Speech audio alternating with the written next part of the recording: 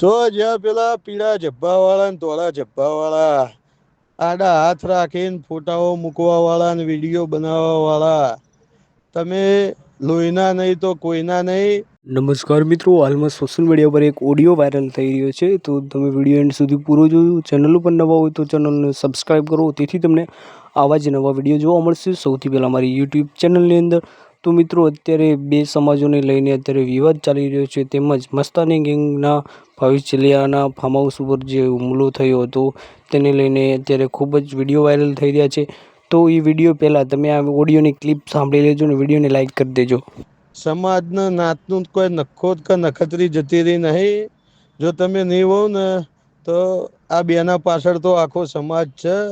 સમાજની ઇજ્જત ને અસ્તિત્વનો સવાલ છે. આના માટે જો તમે ના ઉભા રહો તો તમારું અસ્તિત્વ કોઈ કામનું નથી. 40 નેતાઓની લિસ્ટ મારી જોડે છે. ખાલી એક દિનેશ અડેસણાનું પરવું આખો મરદ જે કોઈથી ડર્યા વગર નિડરતાથી સમાજના પક્ષે ઊભો છે. અને સામે પક્ષે તો કેટલા ઊભા છે. તમે માઈક આંગલાઓ કોનાથી ડરીને કોના દબાણ નીચે છો તમને જણાવો.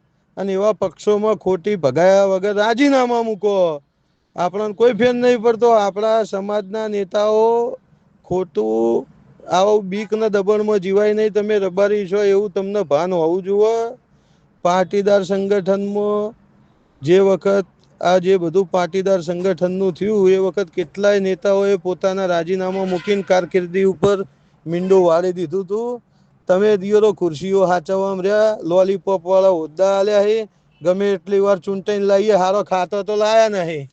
તો મિત્રો, તમારો આ ઓડિયો જોયા બાદ તમારું શું મંતવ્ય છે કોમેન્ટની અંદર જણાવજો. તમે કોને સપોર્ટ કરવા માગો છો તે.